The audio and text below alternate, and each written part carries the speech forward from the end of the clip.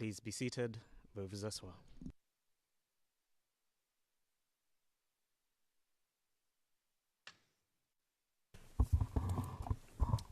Good morning. Le président, bonjour à tous. Bonjour, monsieur le témoin. Thank you. Le président, merci. Madame le greffier, pourriez-vous, s'il vous plaît... Non, monsieur l'huissier, plutôt. Pourriez-vous, s'il vous plaît, arranger un peu les micros du témoin afin que nous l'entendions bien.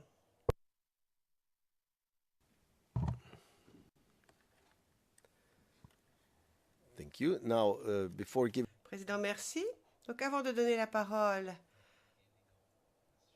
à l'accusation pour qu'elle commence à poser ses questions, je tiens à vous rappeler que premièrement, il faut que vous parliez lentement, deuxièmement, que vous parliez clairement, afin que nous puissions tous comprendre vos propos, afin que les interprètes puissent vous interpréter, afin que les sténotypistes puissent correctement noter vos propos.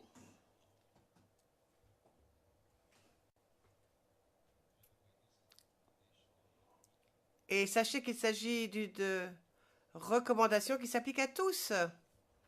J'ai eu une réunion avec les interprètes il y a quelques jours. Sachez que cette recommandation est dirigée absolument vers tout le monde. Parce qu'après, lorsqu'on veut corriger la transcription, c'est très difficile. Surtout lorsque les gens parlent tous en même temps. On ne peut absolument pas noter ou interpréter deux voix qui se chevauchent. Donc je vous répète, je vous exhorte à ralentir et surtout à ne pas parler tous en même temps.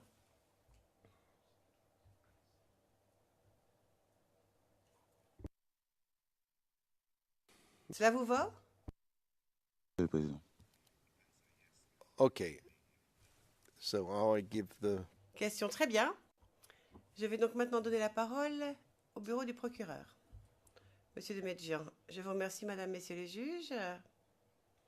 Bonjour à tous dans le prétoire. Bonjour, monsieur le témoin. Bonjour, monsieur le procureur. Mon nom est Alexis Demirjian. Nous nous sommes rencontrés très brièvement hier. Donc, je vais vous poser des questions aujourd'hui et au cours des jours à venir. Quelques petits avertissements. Tout d'abord, je vais souvent vous demander de faire la distinction entre ce que vous savez, ce que vous avez vu, ce que vous avez entendu. Donc, soyez patient, on a besoin de tous les détails possibles. C'est la première chose. Deuxièmement, nous n'avons pas énormément de temps. Ce qui veut dire que des fois, je vais vous demander des détails et des fois, je lèverai la main pour vous dire « ça va, on peut s'arrêter, on va passer à un autre sujet ». D'accord? Comme ça, on peut établir un rythme. D'accord. Alors, hier, le juge vous a posé quelques questions concernant votre nom, votre date de naissance, etc. J'aimerais commencer par vous demander d'abord si vous pouvez nous dire quel était votre niveau d'éducation.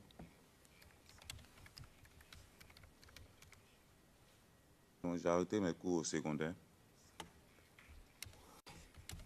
Et par la suite, est-ce que vous avez suivi une certaine formation professionnelle ou technique? Oui. Pouvez-vous nous dire laquelle? J'ai fait une formation en informatique que je n'ai pas terminée, mais après j'ai fait une formation en électricité bâtiment.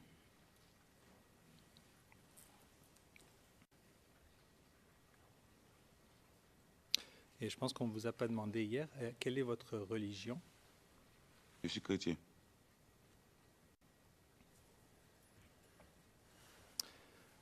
J'aimerais vous amener maintenant à l'année 2002.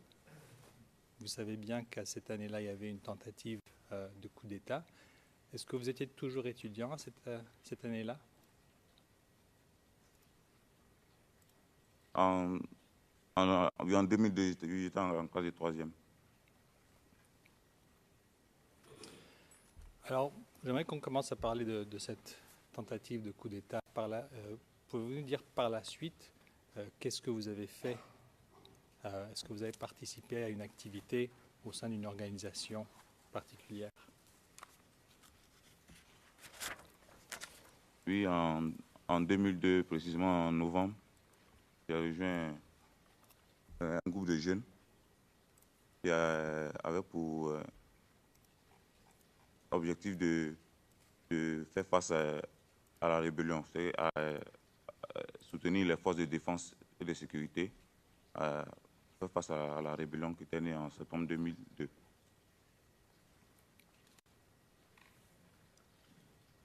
Vous avez noté que je fais une pause, c'est pour la traduction. Mais, yes, I was already. Le président, oui, j'étais prêt à intervenir. Vous rappelez que mes consignes, visiblement, n'avaient pas été entendues. Monsieur Demetjan, non, mais je fais de mon mieux. Et j'allais trop vite, cela dit. Oui. Le président, oui, mais le témoin aussi allait beaucoup trop vite. Ralentissez. D'accord. Monsieur le témoin, pouvez-vous nous dire si ce groupe de jeunes avait un certain nom? Au début, il n'y avait pas de dénomination en 2002. On nous appelait les jeunes coureurs, parce qu'on faisait des footings dans les différentes communes d'Abidjan. Et c'est par la suite, en 2003, qu'il y a eu la dénomination de GPP qui signifie Groupement des Patriotes pour la Paix.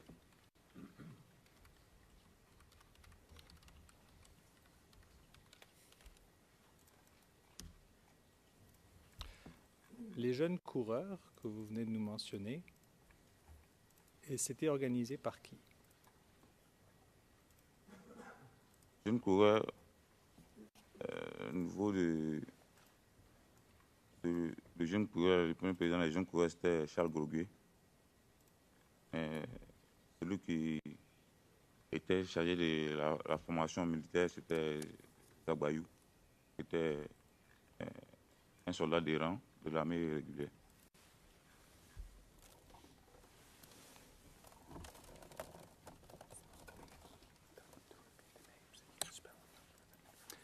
Alors vous nous avez donné deux noms, et pour les fins de la rédaction, je vais juste vous demander de les épeler.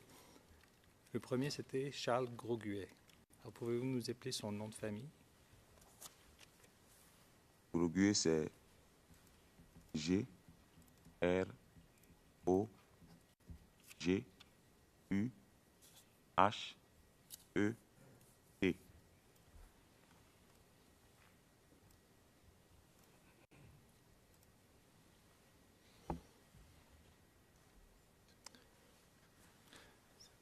Et le deuxième nom, c'était Zach Bayou. Oui, Est-ce que vous pouvez nous l'épeler, s'il vous plaît? c'est Z-A-G-B-A-Y-O-U.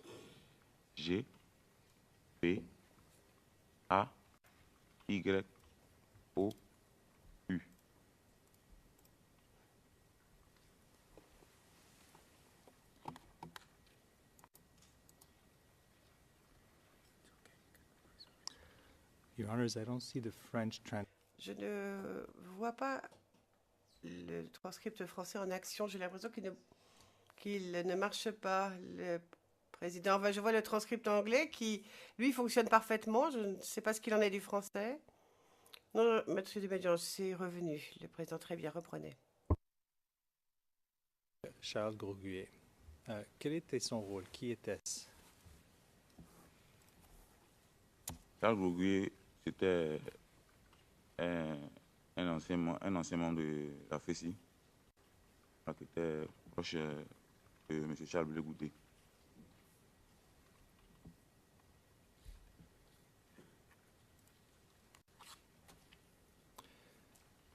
Et quel était son rôle exact?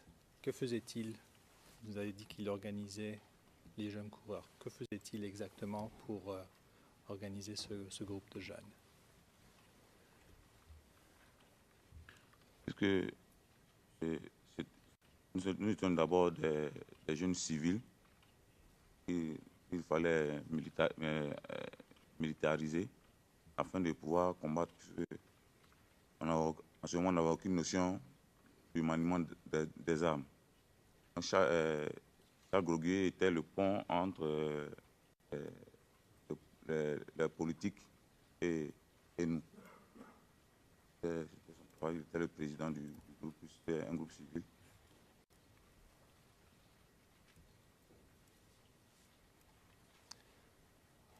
Vous nous dites qu'il était le pont entre vous et la politique. De qui parlez-vous? Il était le pont entre nous et Chablé Goudé.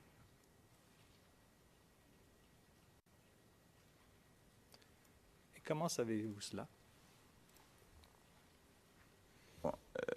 Grosguier avait des éléments de sa garde rapprochés. Les éléments de la garde rapprochée de Grosguier. Lorsqu'il se déplaçait, il était avec lui. Et lorsqu'il allait rencontrer certaines personnalités, dont Chablé Goudé, il y a parmi eux, en tout cas, qui rencontrait Chablé Goudé. Il y avait Bailly Tapé Donald et Auré Michel.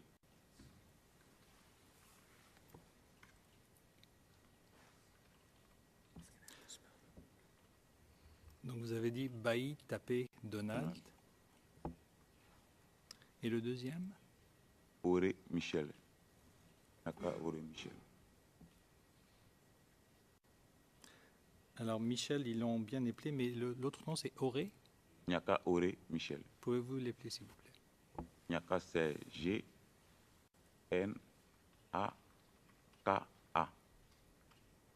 Auré c'est O-R-E. Michel.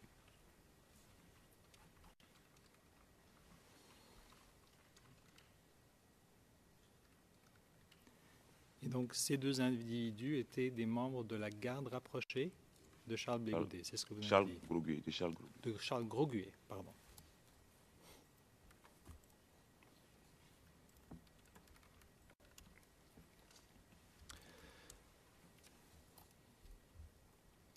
Alors si nous revenons au rôle de Charles Grosguier, vous nous avez dit qu'il devait militariser ces jeunes. Pouvez-vous nous expliquer qu'est-ce qu'il a fait exactement? Quelles étaient ses fonctions? Il était le président. Nous étions un groupement civil. La domination, en ce moment, il n'y avait pas encore la domination du GPP. Nous appelait juste les jeunes coureurs parce qu'officiellement, on n'avait pas de dénomination. Il était le président, c'était lui qui organisait, qui nous organisait, qui se chargeait du recrutement, qui apportait les vivres pendant la formation, apportait les trousses de secours et tout ça pour les soins pendant la formation. Pendant notre contrôlement aussi.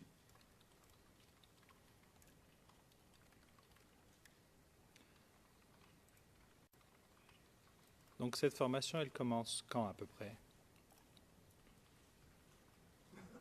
La formation a commencé en octobre. Moi, j'ai rejoint le groupe en novembre. C'est Zaguayou et d'autres soldats de l'armée régulière qui s'occupaient de la formation. On faisait avec le cantonnement qui était à la CEVET. On faisait aussi des entraînements aussi en plein air à la place Figaro.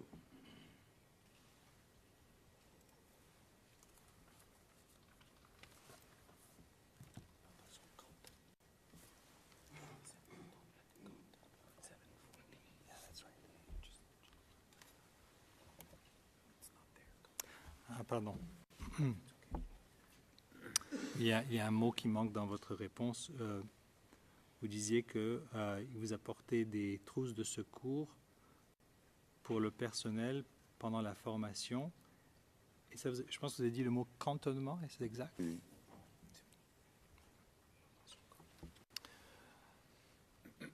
Très bien. Avant de rentrer dans les détails de votre cantonnement et de votre formation, j'aimerais revenir à une réponse que vous nous avez donnée tout à l'heure. Vous avez dit qu'il faisait le pont, M. Grosguier faisait le pont avec la politique. Bon, vous nous avez mentionné un nom, celui de Charles Blé Goudé. Est-ce qu'il y avait d'autres individus? Il y avait Jean Dué, Jean-Yves Dubopieux,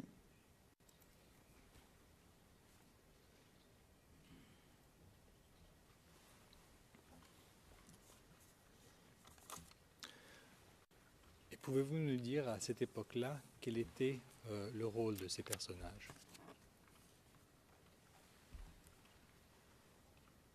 Ces personnes étaient, on me dit, les membres actifs de la jeunesse qui étaient proches de la jeunesse du FPI. Et après, devenir ce qu'on appelle la Galaxie patriotique.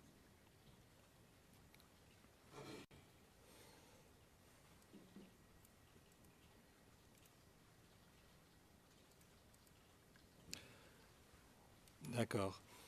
Est-ce que vous avez vu ces individus lors de votre formation?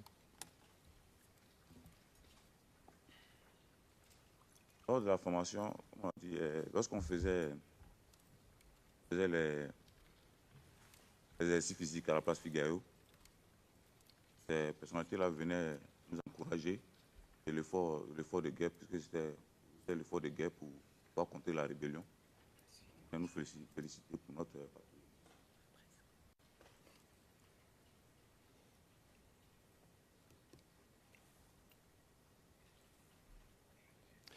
De ceux qui venaient vous féliciter, lesquels avez-vous vus personnellement?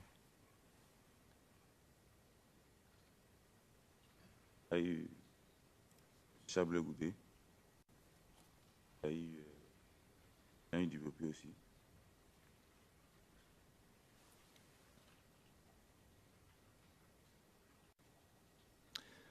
Vous avez mentionné la place Figayo. Est-ce que vous pouvez juste l'épeler, s'il vous plaît? F, I, C, G, A, Y, O.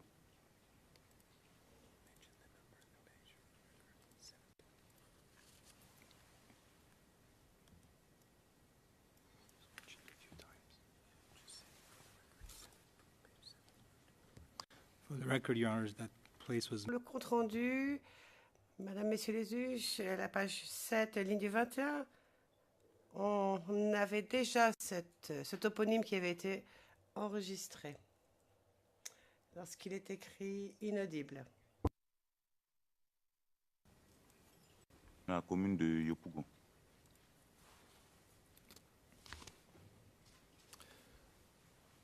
Alors, vous nous avez dit que c'est en 2003 que ce groupe de jeunes sera connu comme le GPP, le Groupement des Patriotes pour la Paix. Dans quelle partie de l'année 2003? Initialement, c'était en mars, le 23 mars 2003.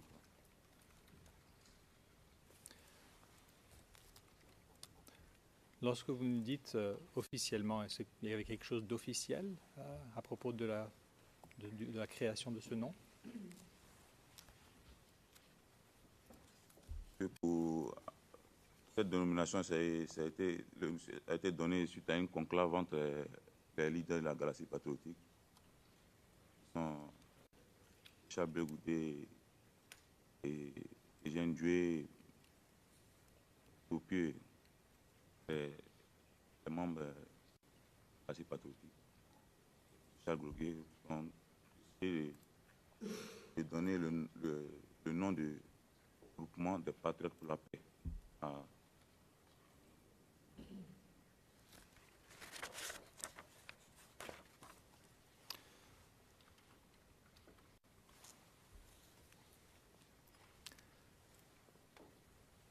Est-ce que vous êtes toujours formé à la place Figayo, ou bien est-ce qu'il y avait d'autres lieux de formation? À partir de 2003, on nous a envoyé ici une ligne de front. C'est une ligne de front. C'est les forces de défense et de sécurité. Et notre retour, nous étions cantonnés à Djamena.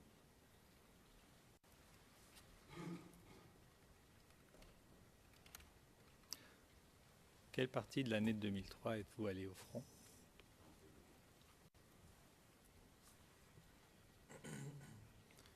Et pour combien de temps à peu près?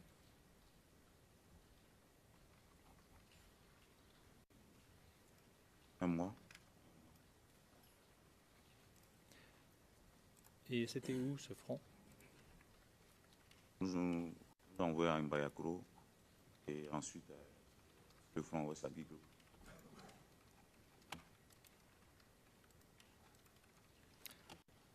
Le premier front, c'était Mbayakro. Est-ce que vous pouvez l'épeler, s'il vous plaît? M, apostrophe, E, A, H, I, A, K, R. Et le deuxième, c'était Guiglo, c'est ça? Voilà.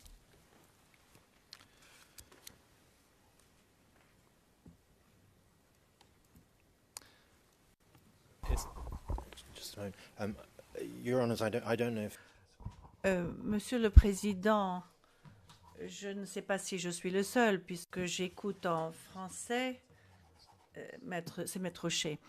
J'ai quelques difficultés à entendre ce que dit le témoin. Je ne sais pas si je suis le seul ou pas. Le Président, je ne sais pas, car j'écoute personnellement en anglais. J'aimerais demander à l'huissier de bien vouloir réajuster les micros, et je demanderai également aux témoins de bien vouloir parler un peu plus fort et peut-être un peu plus lentement et plus clairement, si vous pouvez.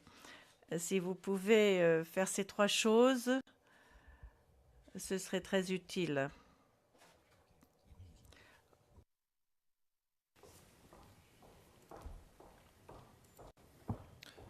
D'accord. Monsieur le témoin, est-ce que vous pouvez nous expliquer un petit peu la relation entre... En fait, tout d'abord, Charles Grosguet en tant que tel, était-il un membre de la FECI? J'étais un ancien membre de la FECI et aussi de la jeunesse du FPI aussi. Et savez-vous quelle était sa relation avec les membres de la Galaxie patriotique? Il en faisait partie.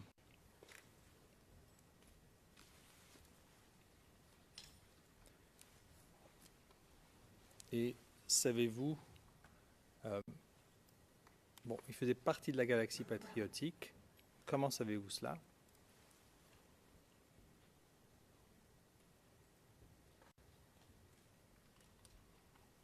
Parce que nous étions ces éléments.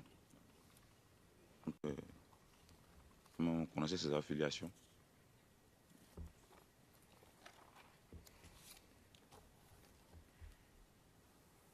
Lorsque vous avez rejoint le GPP, est-ce que vous aviez un rôle ou un rang quelconque? Oui, en ce moment, j'étais soldat de rang.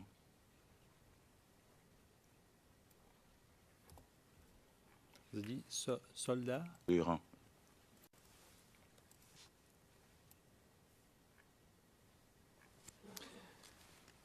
Et pouvez-vous nous expliquer un petit peu cette formation? Vous avez mentionné le nom de Zach Bayou. Ça consistait de quoi, cette formation? La formation, c'était pour nous inculquer la discipline militaire, puisqu'on devait travailler aux côtés des forces régulières, des forces de défense et de sécurité. Donc, avec la discipline militaire, le maniement des armes et il y avait le déplacement tactique.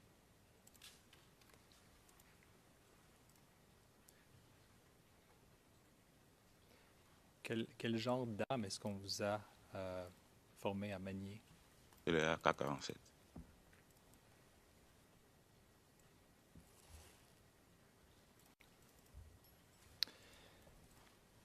Maintenant, Zach Bayou, il était qui exactement? Zach Bayou, c'était un militaire, c'était un caporal-chef de l'armée régulière.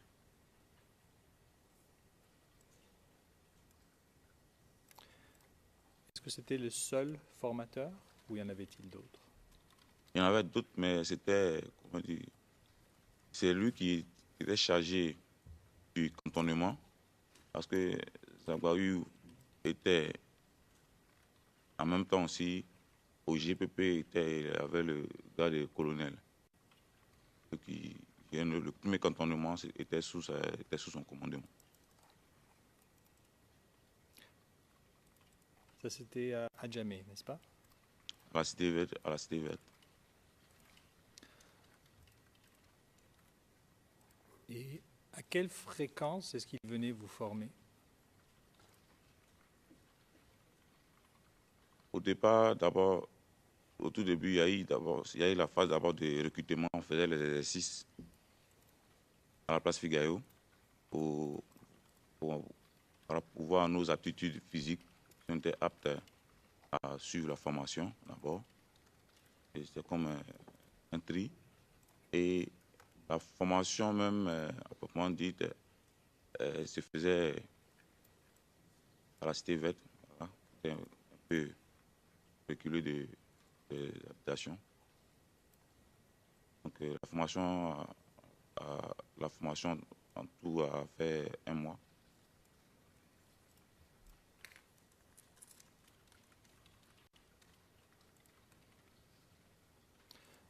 Et suite à votre retour du front, avez-vous continué à être formé? Et on faisait ce qu'on appelle des recyclages.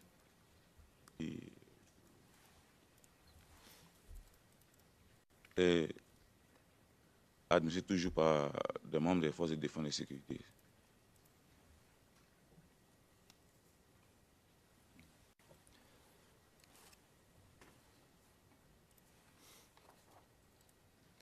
Donc on vous inculque la discipline, le maniement des armes. Et la troisième chose que vous nous avez dit, c'était... Le déplacement tactique.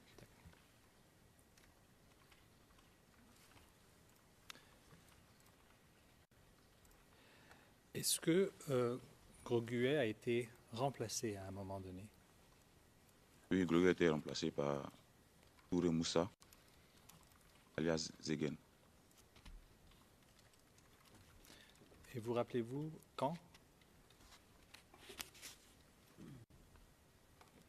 Zegen a remplacé Groguet à partir de 2003.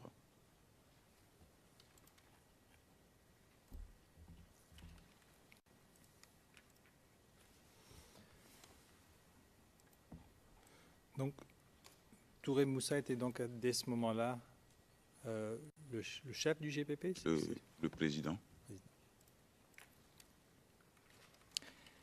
Et est-ce qu'il était le seul à gérer le GPP? Non. Touré Moussa était le président et il y avait un chef d'état-major qui était Jean-François Kouassi, alias général Jeff Fada.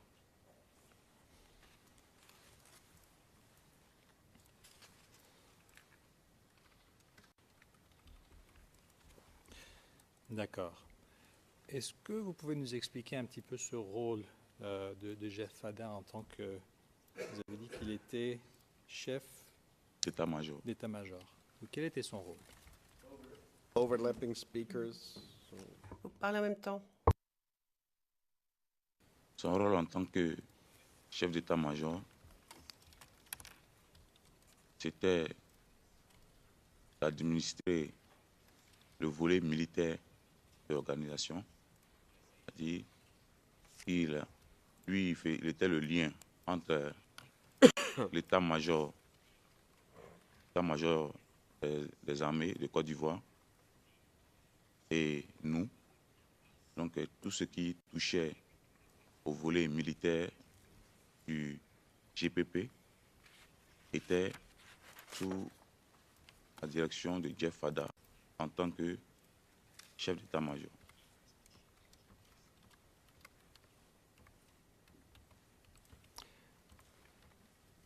Vous nous avez dit qu'il avait le rang de général. Est-ce que vous pouvez nous expliquer un peu comment et pourquoi le GPP utilisait ce genre de rang? Que le GPP était un groupe paramilitaire. Parce que notre lutte n'était pas politique, mais était plutôt militaire. Parce que nous étions des suppléants aux forces de défense et de sécurité. Donc voilà pourquoi on avait des galons militaires.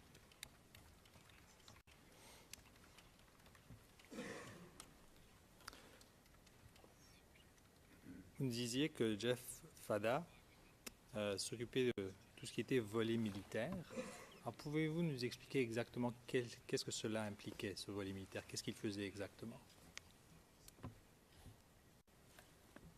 Lorsque les forces de défense et de sécurité avaient besoin de nous pour les appuyer sur certaines missions, c'était lui qui transmettait directement les ordres au commandant des différents escadrons afin de réquisitionner les éléments. Et aussi, lorsqu'on avait des besoins, que ce soit en équipement ou soit en vivres, c'est lui qui s'adressait directement à notre interlocuteur auprès de l'état-major des forces de défense et de sécurité.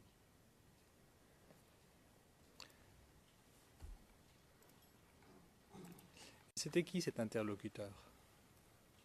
C'était le colonel Sako.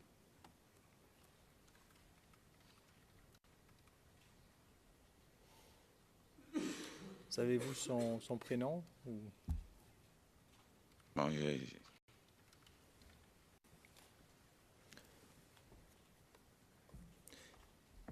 Le colonel Sako, il était établi où? à l'état-major.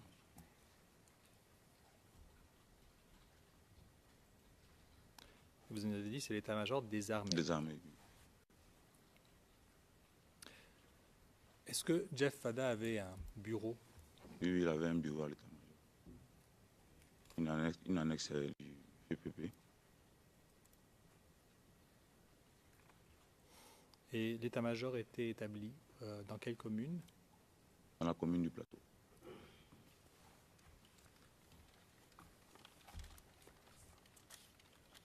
Est-ce que vous, personnellement, vous avez été à ce bureau? Non, non, non. J'ai eu l'occasion.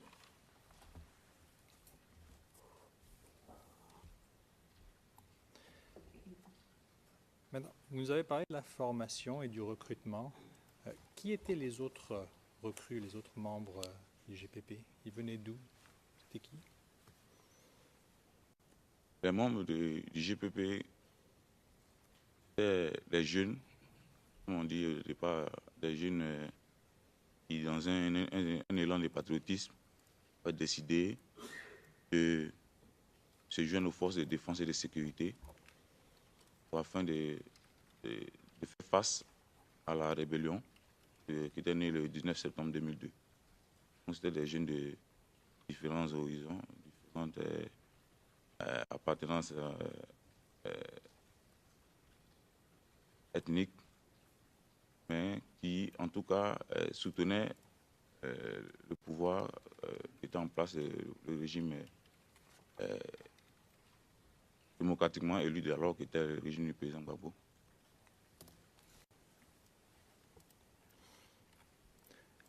Savez-vous approximativement quel était le groupe d'âge de ces jeunes? Il fallait avoir 18 ans minimum. Et être en bonne santé physique.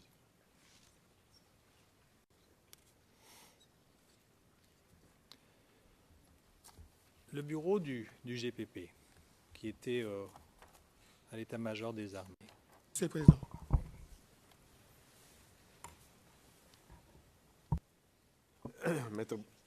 Maître Bougnon. Je prie mon confrère de relire, de citer ce que le témoin dit quand il veut parler. Il n'a jamais dit le bureau du GPP.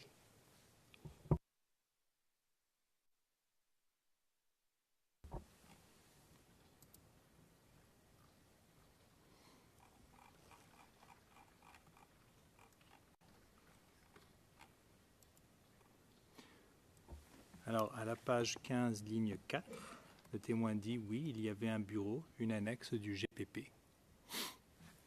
Donc, monsieur le témoin, à quoi servait, savez-vous à quoi servait ce bureau?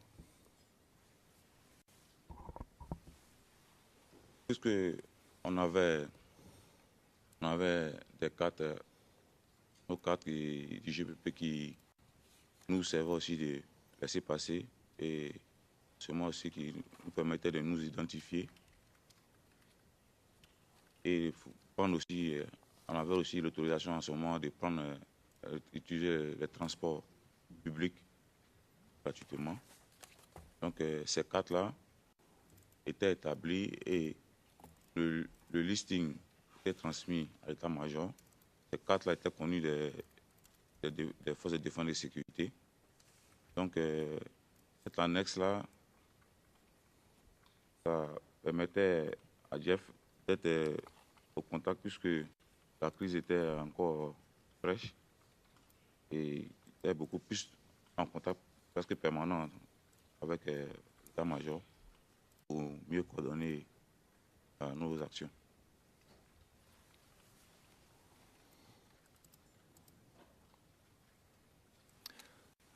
Je vous demanderai, lorsque vous parlez d'état-major, de faire État-major des armées. Oui, de faire la distinction. Overlapping. Le président, les orateurs parlent en même temps. Le temps de nous interpréter tous les deux, on ne peut pas parler en même temps. Excusez-moi. C'est rien.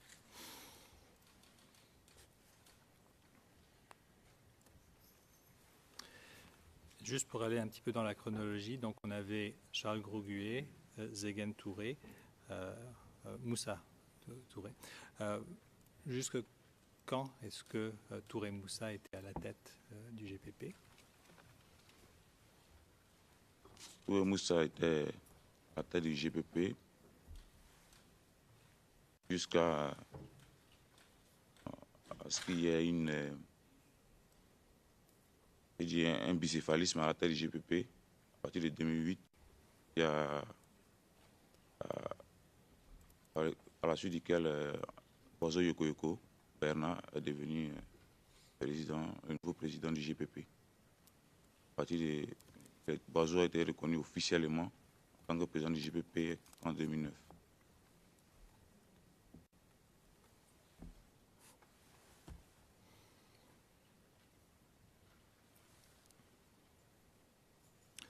Alors vous avez dit Boiseau, Yokoyoko, Bernard. Pouvez-vous appeler le nom de famille Boiseau? B, O, U, A, Z, O.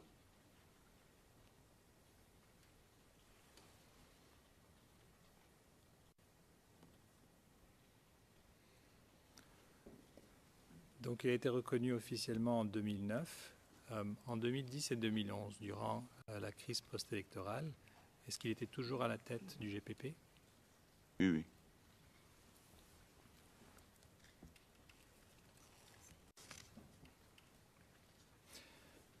J'aimerais que vous nous parliez un petit peu de M. Boiseau avant d'entrer au GPP. Que faisait-il? Quelles étaient ses activités? Avant d'entrer au GPP, Boiseau était directeur d'un journal, d'un quotidien, les Dessagnon. Il avait aussi une imprimerie basée à Djamé 220 logements. Il était membre du FPI.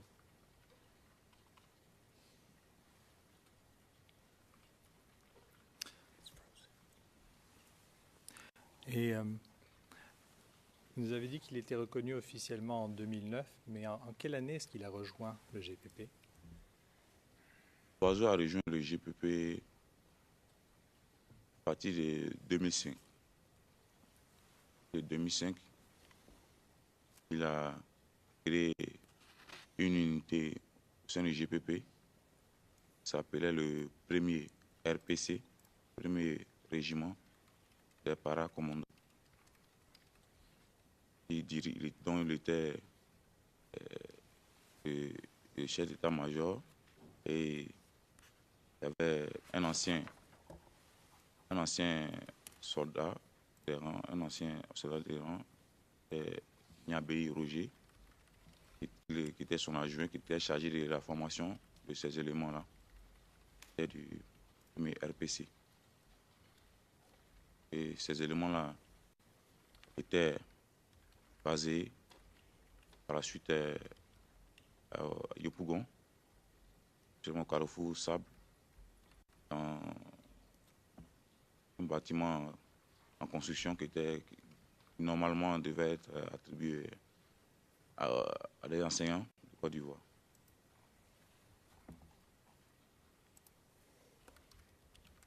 Vous avez dit Yopougon Sable, c'est Oui. ça?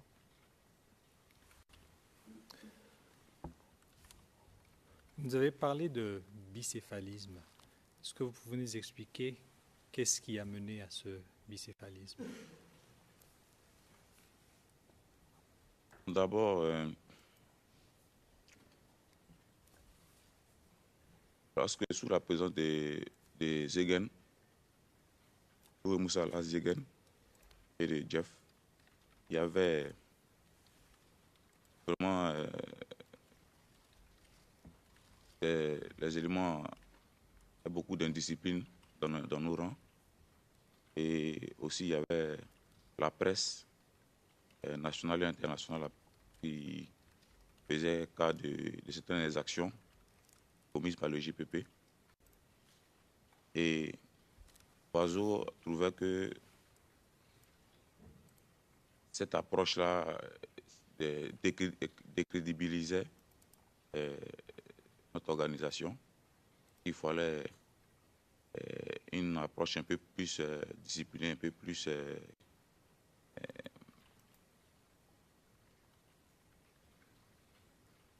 discrète, un peu plus discrète. Et Oiseau, en 2005, a créé le premier RPC et il faisait partie de ceux qui s'opposaient aux méthodes de Jeff Fada et de Touré Moussa. Puisque par la suite, en 2007, lorsque le gouvernement a décidé de procéder suite aux accords politiques de Ouagadougou, de procéder au démantèlement, à la démobilisation, à la réinsertion des ex-combattants dont nous faisions partie. Nous avions décidé d'un commun accord, d'un commandement du JPP, d'exiger 3 000 francs qui étaient remis par le programme de ADDR, 3 000 francs qui étaient comme compensation pour les frais de transport des éléments, des ex-combattants, qui devaient se rendre à Kouedo, d'exiger une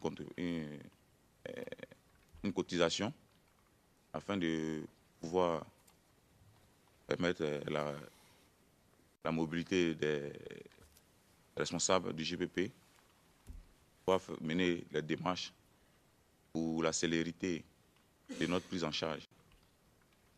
Et par la suite, cette somme-là a été détournée par Jeff Fada et ses gangs qui ont été détournés. Donc, les éléments s'en sont plaints et c'est ce qui a accéléré le départ de Moussa Zegen.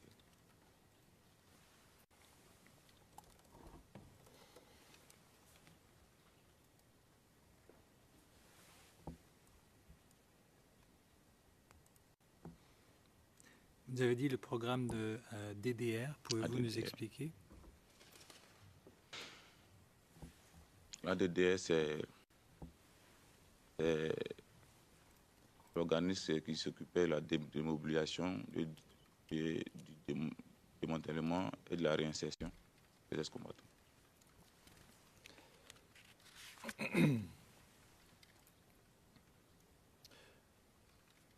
Une fois que Boiseau a rejoint le rang du GPP et qu'il en a pris la tête, qu'en était-il de Moussa Touré? Est-ce qu'il est resté au sein du GPP ou bien a-t-il quitté?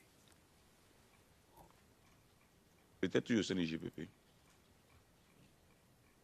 Bien que même bien que Boiseau soit confirmé à la tête du GPP, n'empêche qu'il y avait toujours des éléments qui lui sont restés fidèles et qui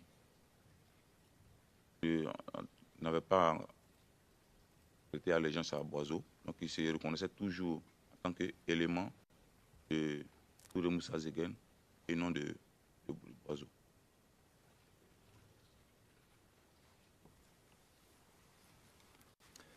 Vous nous avez parlé tout à l'heure du fait que Charles Grosguet était le pont entre les éléments du GPP et les éléments politiques.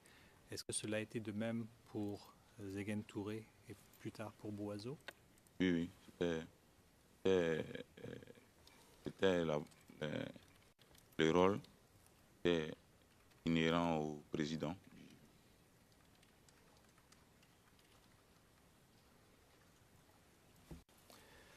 Vous nous avez dit que certains éléments sont restés fidèles à Moussa Touré. Est-ce que vous pouvez nous dire les éléments les plus prominents du GPP qui sont restés fidèles à Moussa Touré? Oui, il y a eu le général Jeff Ada, avec un autre commandant qu'on appelait 5 balles, JC. Et toujours avec il y a le commandant aussi d'Agnama, le général Pronto. Il est resté toujours fidèle à tous les égards.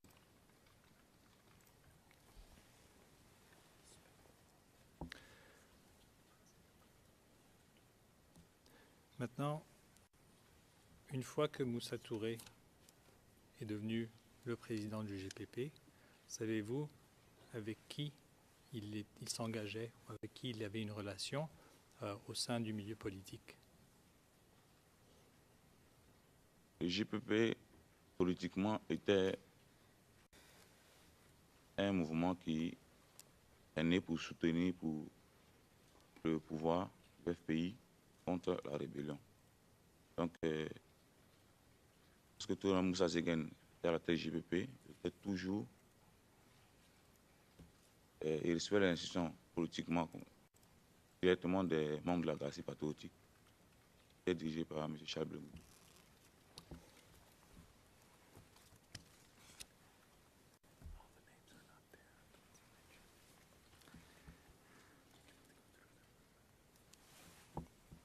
D'accord. Je vais devoir revenir sur les noms que vous nous avez mentionnés par rapport aux éléments qui étaient fidèles à Touré Zegen. Donc, le premier que vous avez mentionné, c'était 5 balles. Est-ce que vous pouvez appeler? Saint, S-A-I-N-T, et Bal, c'est G-B-A-L-E.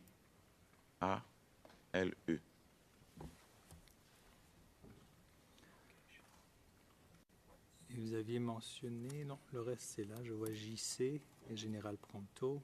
D'accord. Your Honour, I don't want to take unfair advantage. Maître Shea, Monsieur le Président, je ne voudrais pas profiter des conversations de mes contradicteurs, mais je leur signale que quand ils se parlent, je les entends de ma place.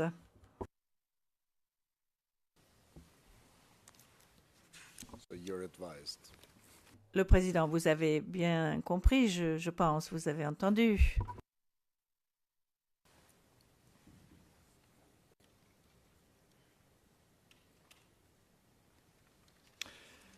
Est-ce que vous savez qui a décidé de remplacer Charles Grosguet par Zegen Touré?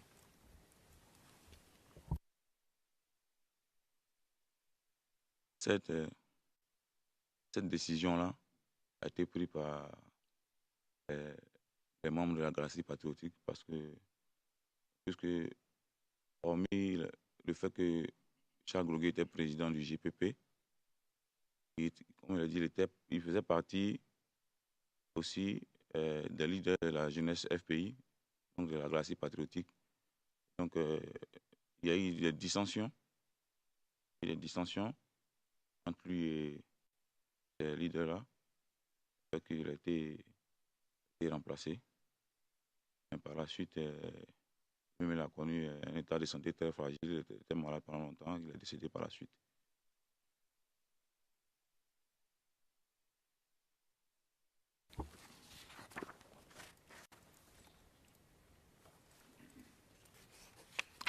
Très bien. Alors, j'aimerais que vous nous parliez un petit peu des bases du GPP. Vous nous avez mentionné le cantonnement à Djamé. Est-ce que vous pouvez nous préciser un petit peu où est-ce que c'était? À Djamé, le cantonnement à Djamé, c'était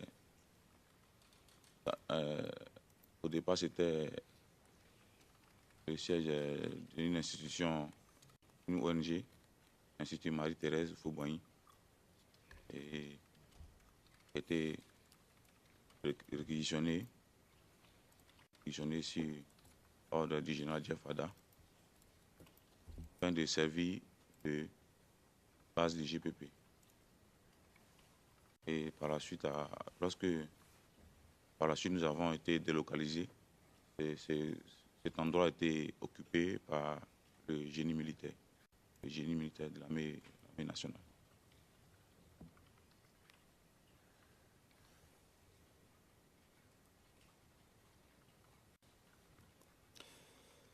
D'accord. Cet institut, il y avait combien de jeunes basés à cet institut? Vous avez dit Marie-Thérèse. Ainsi, Marie-Thérèse, on a autour de 800 éléments cantonnés à l'Institut Marie-Thérèse.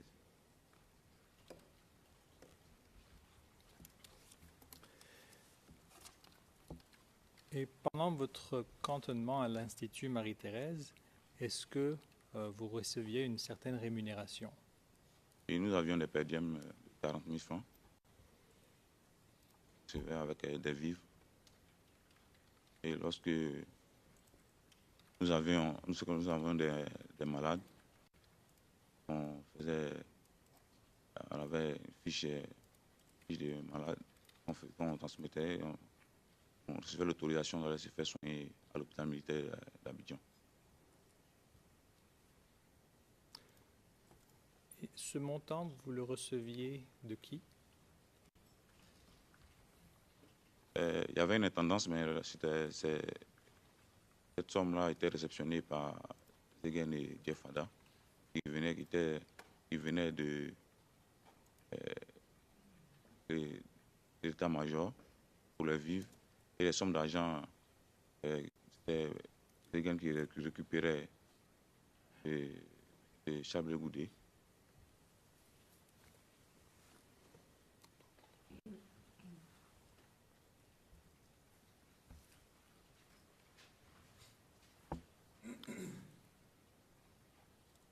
Vous nous avez dit, il y a un mot qui manque dans votre réponse, que l'Institut Marie-Thérèse avait été, je pense que vous avez dit, réquisitionné sur ordre de Jeff Fada. Merci. Alors, juste pour être précis, vous nous avez dit que ce 40 000 francs, vous avez mentionné qu'il venait de l'état-major. Pouvez-vous préciser lequel? L'état-major des armées. Lorsque nous étions en cantonnement, on recevait les vivres, les sacs de riz, l'huile, des vivres. Alors, les vivres et les non-vivres, on recevait l'état-major, aussi du pouvoir par le truchement de Chablé-Goudé et ses collègues de la Galaxie patriotique. Parce que, comme il a dit, il y avait deux branches. Le volet militaire qui était géré par Jeff et le volet politique qui était géré par Touré Moussa.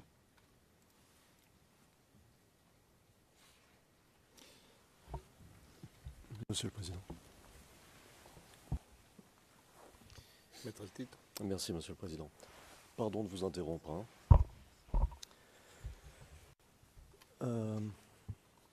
C'est pour la clarté des débats et je crois que vous aviez posé une question à laquelle le témoin avait répondu tout à fait clairement en disant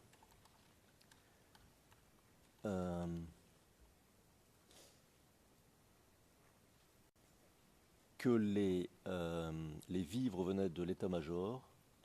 C'est page 14, page 21, ligne 14. Il y avait une intendance, mais c'était cette somme-là était réceptionnée par Zengen et Jeff Pada qui venait de l'état-major pour les vivres. Donc, venait de l'état-major pour les vivres. Et les sommes d'argent, c'était Zengen qui récupérait de Charles Blégoudet. Donc je crois que là, la réponse était claire. Il y avait d'un côté, et c'est ce que nous a dit le témoin juste après, les vivres, de l'autre, l'argent. Et ensuite, vous lui reposez la question, et je trouve que ça, c'est un peu moins clair. Donc, il me semble qu'on peut peut-être s'en tenir à la première réponse qui était, elle, claire.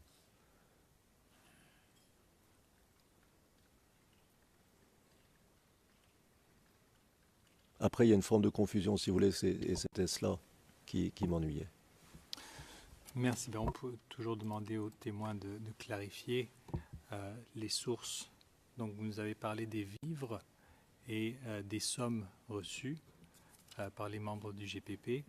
Vous nous avez mentionné l'état-major des armées et M. Charles Blégoudet. Est-ce que vous pouvez clarifier un petit peu les sources et les allocations? Alors, si on commence peut-être par les vivres. Les vivres étaient directement remis de l'état-major. Parce que on avait des besoins en vivres et non vivres. C'était reconnaître à quoi que Gina Jeff s'adressait.